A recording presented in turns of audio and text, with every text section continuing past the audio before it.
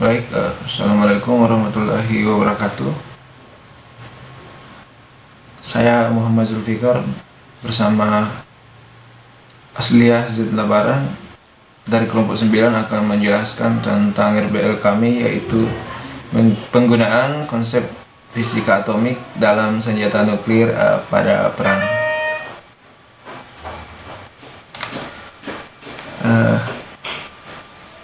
Langsung saja, saya sebagai pemateri pertama.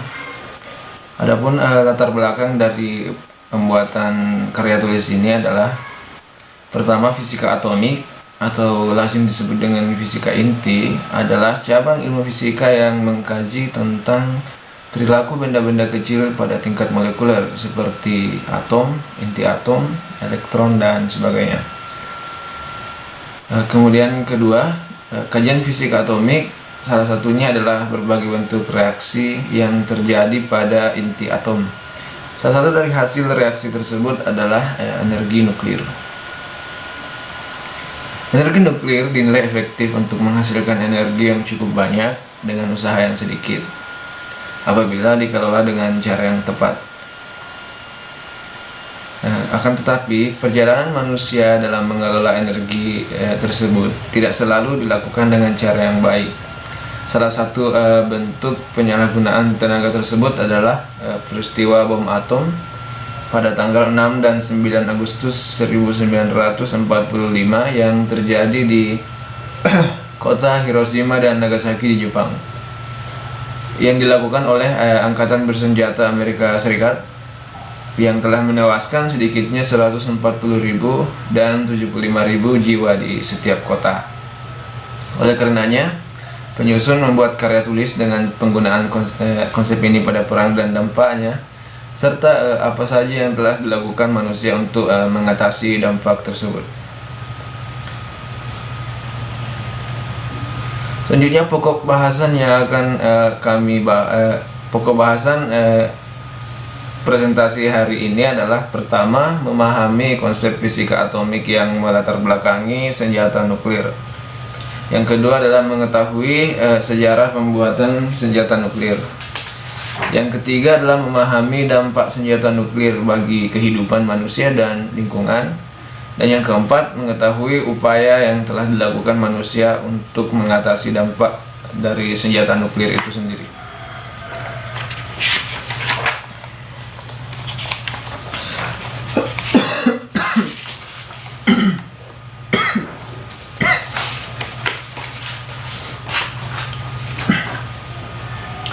Pertama adalah konsep fisika atomik. Konsep fisika atomik atau disebut kadang kita juga menyebutnya fisika inti merupakan cabang ilmu fisika yang mempelajari perilaku benda-benda pada tingkat molekuler seperti atom dan inti atom. Fisika atomik merupakan cabang ilmu fisika modern yang saat ini masih dikembangkan oleh para fisikawan karena manfaatnya terutama dalam hal energi terbarukan untuk mencari pemanfaatan energi selain dari bahan bakar fosil. Jadi untuk saat ini energi kebanyakan berasal dari bahan bakar fosil seperti batu bara dan minyak bumi. Sehingga konsep ini, fisika atomik ini dapat dengan menggunakan konsep ini, para ilmuwan berusaha untuk mencari energi alternatif lain yang dapat menggantikan keduanya tadi, karena seperti yang kita ketahui, tentu saja cadangan minyak bumi dan batu bara semakin menipis. Nah, kajian fisika atomik salah satunya adalah tentang berbagai bentuk reaksi yang terjadi pada inti atom, di mana salah satu dari hasil reaksi tersebut adalah energi nuklir. Jadi energi nuklir adalah energi yang dihasilkan oleh reaksi yang terjadi pada inti atom. Selanjutnya adalah sejarah pembuatan senjata nuklir.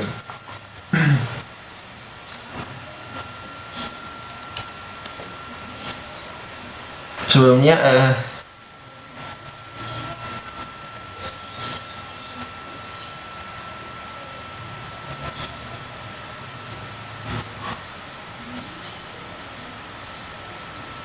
Energi nuklir ini dinilai efektif untuk menghasilkan energi yang cukup banyak dengan usaha yang sedikit jika dikelola dengan cara yang tepat. Hal inilah yang melatar belakangi ditemukannya reaktor nuklir.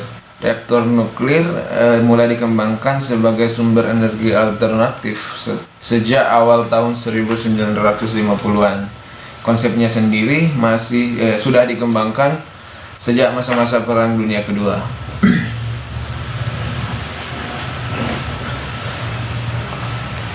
Jadi sebenarnya konsep nuklir ini yang melatar belakangi lahirnya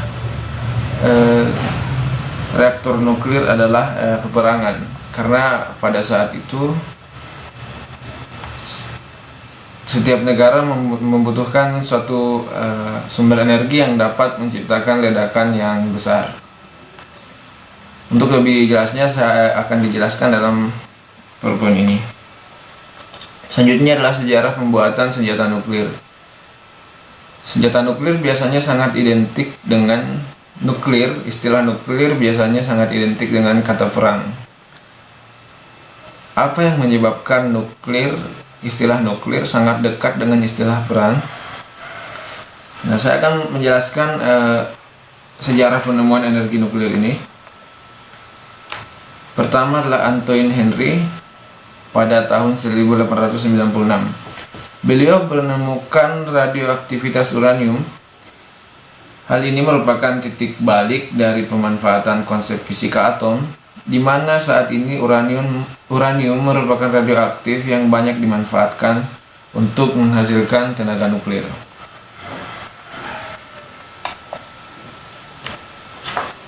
Jadi Antoine Henry Becquerel ini berhasil menemukan radioaktivitas dari unsur uranium. Seperti yang kita ketahui sampai sekarang, uranium ini adalah zat radioaktif yang paling banyak dimanfaatkan dalam beberapa hal untuk menghasilkan tenaga nuklir. Selanjutnya adalah Albert Einstein pada tahun 1905. Beliau menemukan dalam teori relativitas khusus bahwa massa dapat dianggap sebagai bentuk lain dari energi. Menurut teorinya, massa dapat diubah menjadi energi, mungkin untuk membebaskan sejumlah besar energi. Teori ini yang kemudian hari dikenal sebagai fisi dan fusi yang dapat menghasilkan energi. Jadi pada tahun 1905 ini Pak Albert Einstein sudah meramalkan bahwa suatu saat nanti massa dapat dianggap sebagai bentuk lain dari energi.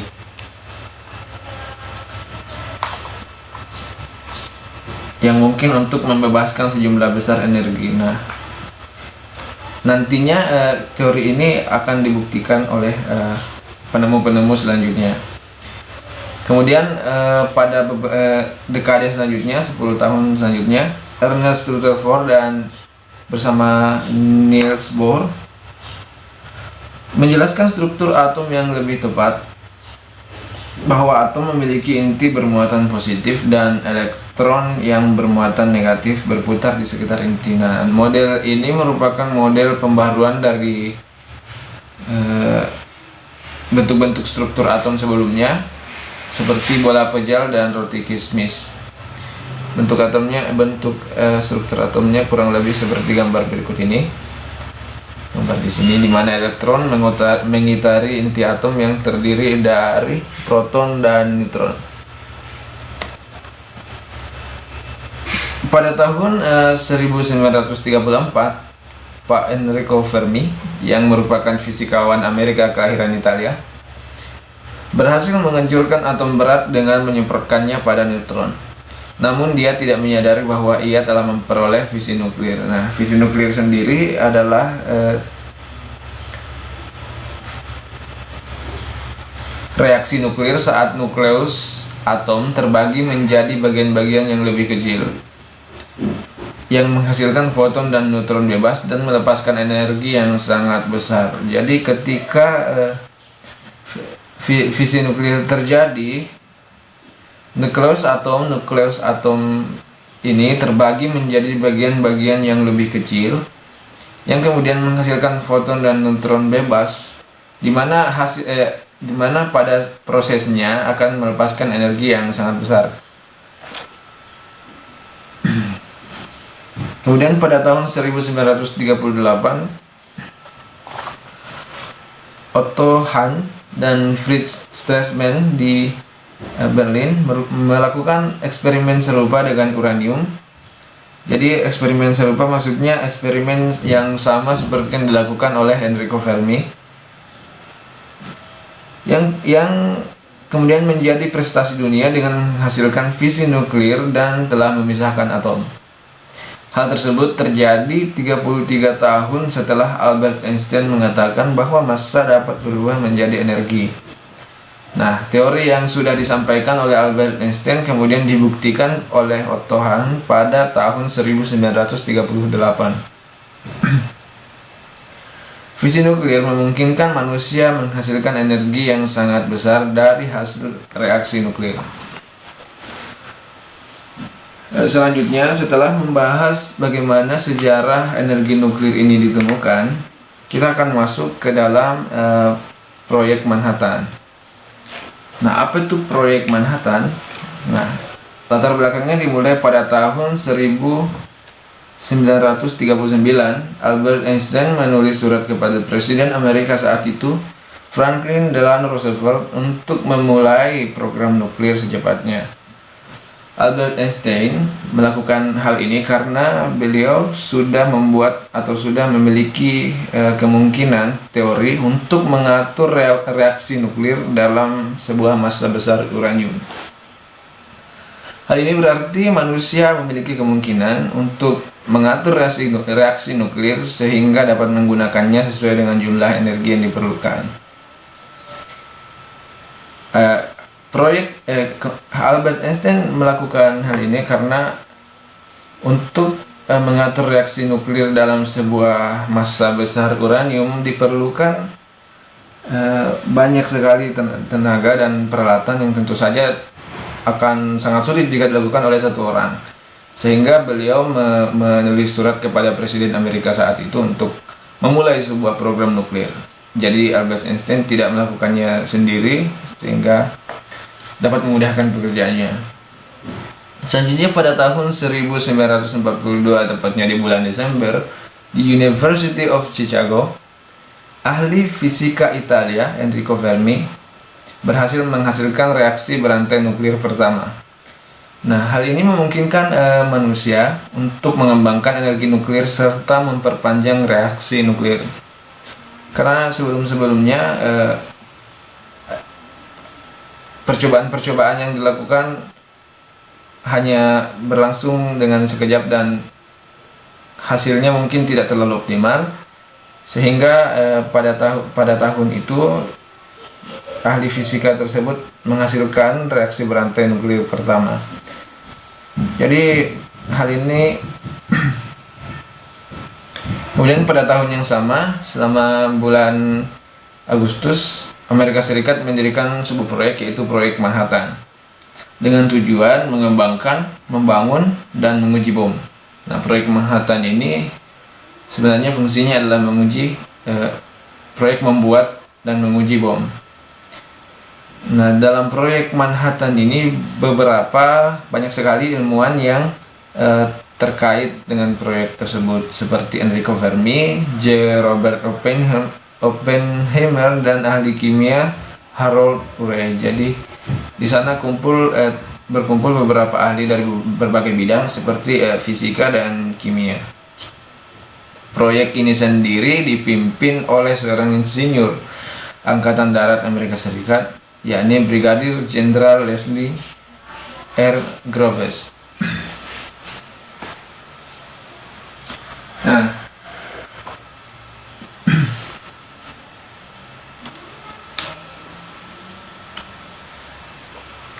selanjutnya adalah uji coba nuklir pertama yang akan dijelaskan oleh saudari Asdiah Z. Labaran. Dengan ini waktu dan tempat saya persilahkan.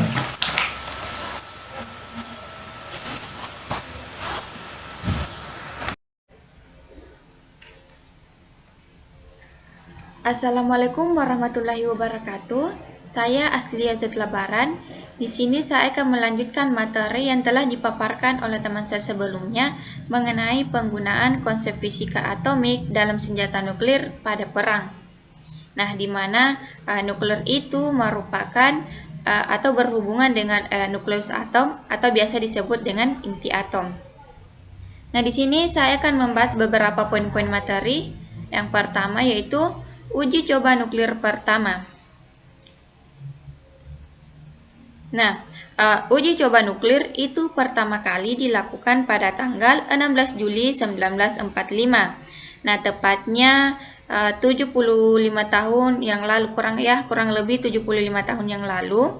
Nah, itu sekitar pukul 6 lewat 29 menit pagi waktu setempat. Nah, percobaan ini dilakukan di lembah Jornada del Muerto, sekitar 112 km dari Alamogordo, New Mexico, Amerika Serikat. Nah, pada hari itu, Amerika Serikat itu berhasil meledakkan bom plutonium, bom pertama di dunia dengan uji coba rahasia yang berkode Trinity. Nah, senjatanya ini dinamai dengan gadget. Menurut Atomic Heritage, seorang pemimpin proyek ini mengapa memilih di Jornada karena struktur tanahnya datar, tidak berangin dan sangat terisolasi. Nah, ternyata jauh hari sebelum diuji coba uji coba nuklir ini, seorang ilmuwan yang berasal dari Amerika Serikat itu memprediksi bahwa ledakan bom itu akan setara sekitar 700 sampai 5.000 TNT. Mereka memilih mereka memutuskan melakukannya di lembah Jornada karena sebab itu lebih memungkinkan ketimbang tempat-tempat yang lain. Karena selain dekat dengan pangkalan militer, Jornada juga itu paling berjarak dari peradaban manusia, yang artinya ketika bom itu diledakkan, masyarakat Amerika Serikat tidak akan merasakan dampaknya. Tetapi prediksi ilmuwan tersebut ternyata berbeda dari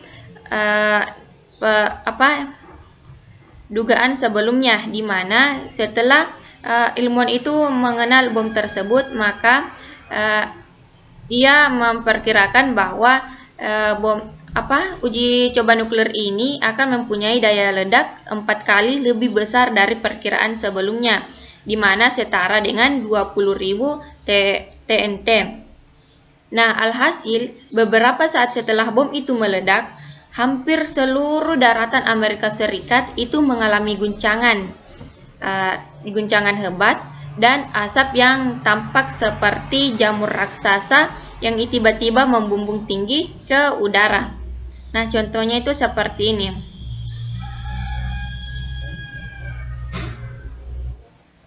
Nah, ternyata percobaan nuklir tersebut itu membawa dampak buruk bagi kehidupan manusia.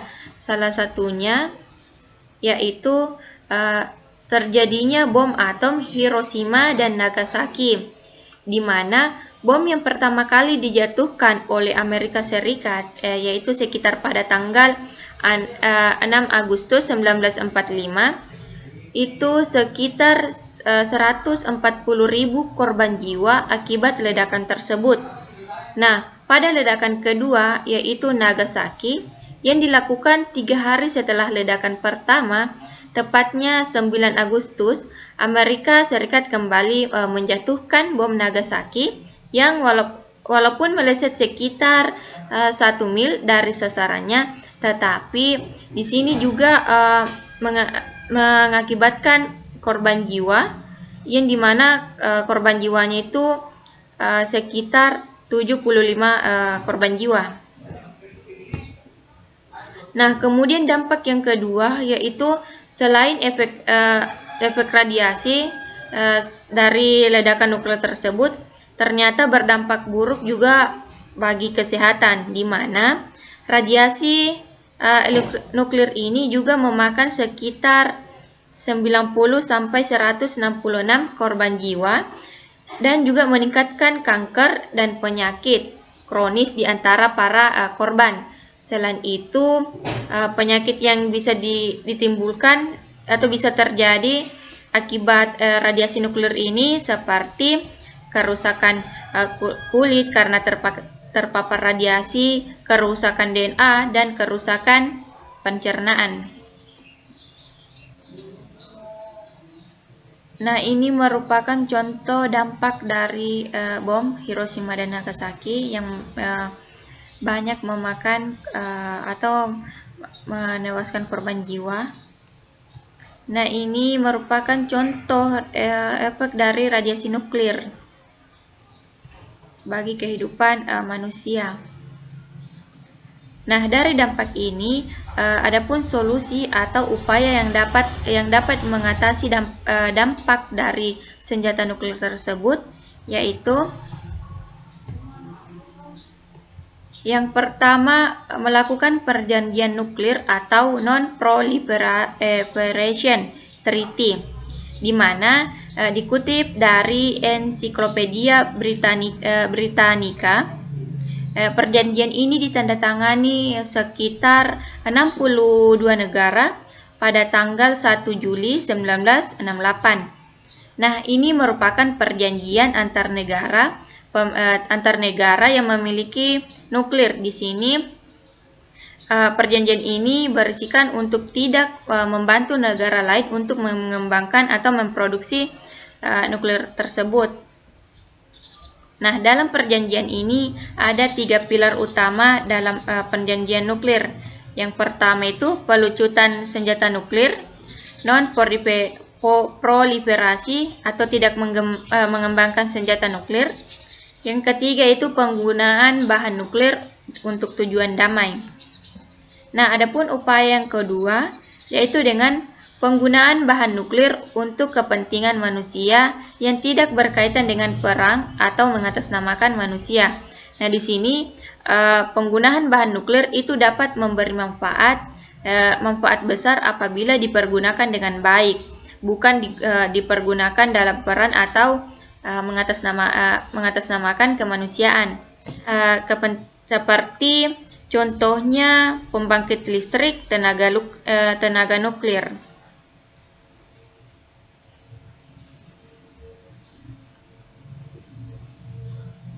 Nah, dari pembahasan yang telah dipaparkan sebelumnya, maka di sini dapat disimpulkan bahwa yang pertama yaitu konsep fisika merupakan salah satu landasan dari terciptanya nuklir. Nah, di sini besarnya energi nuklir yang dihasilkan itu dari reaksi fusi dan fisi dan fusi yang memiliki potensi penyalahgunaan oleh pihak-pihak tertentu. Dan kemudian yang kesimpulan kedua, sejarah pembuatan senjata nuklir itu dimulai sejak ditemukannya reaksi fisi dan fusi. Penelitian nuklir ini dimulai sejarah pembuatan nuklir ini dimulai sejak adanya proyek dari Manhattan dan yang dipimpin oleh Angkatan Senjata dari Amerika Serikat dan uji coba pertama nuklir tersebut. Yang ketiga yaitu dampak senjata nuklir itu dapat berupa korban jiwa. Nah, di sini dampak dari peledakan nuklir tersebut itu dapat mengakibatkan banyaknya korban jiwa dan kerusakan lingkungan. Yang kesimpulan terakhir yaitu untuk mengatasi dampak senjata nuklir antara lain yaitu dengan melakukan perjanjian nuklir dan penggunaan bahan nuklir untuk kepentingan damai atau menggunakan bahan nuklir untuk kepentingan atau memberikan manfaat yang baik bagi kehidupan manusia. Nah, demikian yang bisa sampaikan. Lebih dan kurangnya mohon dimaafkan. Saya akhiri. Wassalamualaikum warahmatullahi wabarakatuh.